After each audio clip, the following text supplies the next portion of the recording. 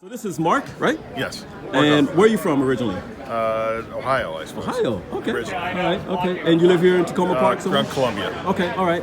So this is your 2012, right? This is 2012? 2012, Fisker Karma. Beautiful color. It's a nice color. Okay. If you get a chance, look at the interior. That's more fun. Well, hopefully you'll open the door. I will open it for All right. you. Okay. All I'll right. So open it for tell you. me about this beauty here. Now they stopped making this car. Everybody knows that who follows EVs. Right, right. They stopped making it so titleship or the ownership. So it's Fisker that lost the ownership. Okay. My understanding is it was a first-year car, so they're already tight on money. Okay. And then the battery company had a hold up in producing the batteries, and they went out of business. They were built in Finland, assembled in Finland. Okay. And years later, my understanding is the company the battery company had a hand in buying the rights. Okay. So they are now building the car in California. They changed the name to Karma. Right. Fisker was the designer, so they got rid of his name and kept the Karma name. And the first thing they produced was the Karma Revero, and that's identical to this car. Right. Now I've seen this design right here. I think each one of them now is handmade, from what I saw. Right? Is that correct? But hand assembled. Hand absolutely. assembled or Absolutely. hand painted or something like that. Is it? So although this is a hybrid of sorts, right? It is a hybrid. You still have like gas, and you could tell me the interworkings and stuff like that. Interestingly, the car weighs about 7,000 pounds. It's got a four-cylinder dual turbocharged engine in the front, Ford motor in the front. Okay. That is bolted only to a generator, no drive shaft. Right. And then it's got a battery through the center console and in the trunk. Okay. About a 50-mile range. Okay. And so it's got battery and rear-wheel drive, so two motors in the rear that drive the motor, that drive the wheels. So the wiring or the electronics are based on a 2012 computer setup. So, and they don't make them anymore. So Okay. if the program goes, you either have to reload it. So I think I had version 3.51. Okay. And it was causing me a problem where every once in a while I'd go to start it and Right. it wouldn't start. So I had to get out and unplug the car and plug it back in, and then I just rebooted, hard boot. Okay. So now I've downgraded to, I think, 3.48 or something. So they push software updates like Tesla does? They stopped pushing them in 2012. Yeah. Oh, geez. So we're talking, this is 2012 technology. That's it, man. So you could actually have a brick Fisker. Yeah, unfortunately. Oh my God. So the other hard part is there's only a few mechanics in the United States that work on them. Right. The guy I like is Joe Ferrante. Give him Okay. a plug. Okay. Hey, Fantastic Joe. guy, but he's in Pennsylvania. Okay. He's about a 2-hour drive from here. Okay. So he's super nice. He's done a great job. A few things I needed fixed. But again, car breaks down. You can either have it towed, or he'll send a driver down to take it back if it's running. What's the mileage on this car? 29,000, I think. 30,000. No, I'm talking about as far as on a single charge. Oh, sorry. 50 miles range, Okay. and then of course the electric motor or the gas motor engine kicks in. So it's a hybrid. Okay, right, okay.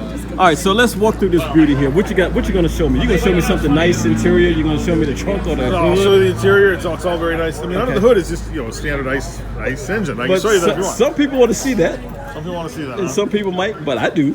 I'm What I nosy. really like is I wanted the color and I wanted the interior. So the interior is really what I went for. So what's the color of this car? Oh, so I think beautiful. they call it Inferno Red. Oh my God, look at that. I love the interior. Oh my God. Oh, so clean. Oh my God, look at this. Now, what colors am I? It's like orange and brown, but I know that's not what it's They called. call it brown.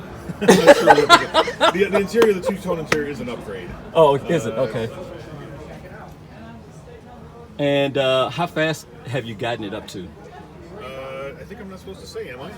No. We have the police here. Right. I better not say that. Okay. It's been over 3 digits. So it's got the paddle shifters on the side of the steering wheel.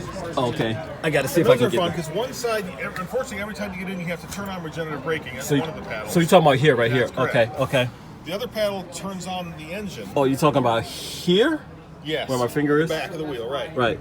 If I can find my finger. Okay, right here. Okay, so that turns the engine on. So one turns the engine on. Okay. And it basically uses it. So, like, for example, driving here, I still have 40 miles range. Okay. Because I thought I should pull into a battery car show in just battery. So by turning the motor on it, it ran the electric motors off the engine and not off the batteries. Ah, So it basically charged the battery to maintain my range. okay. And then when I leave here, I can pull out, and when I get on the road, I'll pull it back on. And so it's two things. if you want speed, you put on the electric motor, it draws from both at the same time. I see. So like a boost. Right. And then again, there's a few things you have to do every time. So you have to turn on the regenerative braking every time you get in. You have to hit a button to turn on the computer for the nav. Here, let me get in here. I'll Okay. open the hood for you. All right, so he's going to open the hood. Oh, really? Okay, so now we're looking at the Jeep Monetti. No, I've only about a year. So again, this is a dual turbocharged motor that is only a generator. It is not hooked to a drive shaft. Okay. If you look inside the car, the big lump in the middle is the battery.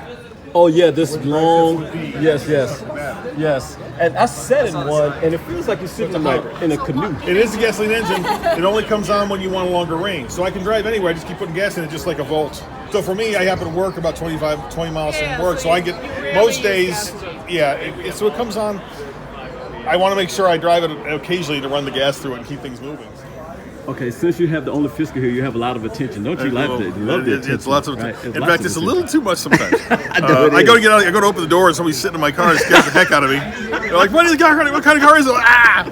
Right. All right, let's talk about the roof Talk here. about the roof. So, okay, so The this roof is a solar panel. Okay. It's again, it's a 2012 solar panel. The new Fiskers do have this. Okay. The unique thing about this is you notice it's a curved piece of glass. Right. Curved two ways. Right. With solar panels embedded in the glass. Right. So very, very expensive. Very hard to find if they break. What are the solar panels for? Is it charging the batteries? It was intended to charge the battery. It doesn't, because again it's a 2012. It doesn't produce enough power to charge the battery really. Okay. What I've read is the estimate is, and I don't know if this how accurate it is, but if you live near the equator, you might get 10 miles a year if you park it outside. Oh my God. But they do say that it does. Aside from being very cool, it does maintain some of the the vampire the Right. radios and the electronics. Right. So that's what the guy was telling me. It does like a few things, like the radio and stuff like that. So, It maintains that kind of thing. So this is kind of like a gimmicky type of thing back in 2012. In 2012, this was the state-of-the-art technology. Right. So it wasn't meant to be gimmicky. It was meant to give you a little bit of range. Right. So it was a like a $2,000 or $3,000 option. Right. And apparently they decided, just throw it on all of them. Right. And it's become an iconic piece of the car. I think. Right, It's, right, it makes it very cool. Right. And the trunk got nice trunk space. It looks kind of small, but almost it's no trunk space. no trunk space. Remember, the battery is shaped in a T. Oh yeah. Oh my God. So the you're battery's right. back here. Right. Oh my God. Yeah. That are So adapters for a Tesla charger. yeah, because he has a Model S and an X. Right. Wow, so you are very car enthusiast. And I must take my hat off to you because you're all about reducing your carbon footprint. We are trying. We also have solar in my house, so we charge during the day. So I'm running do out I. of sunshine. I have solar panels. Right. And in 3 weeks, I'm getting a Powerwall.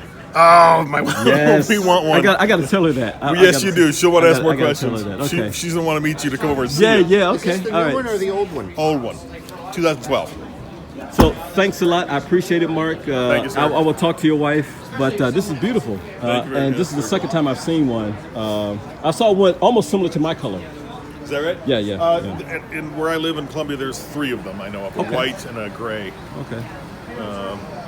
So it's again a fantastic car to drive. It's pretty. It is. Thanks a lot. I'd buy it again if I could. All right. All right. Thank you. Thank you. All right.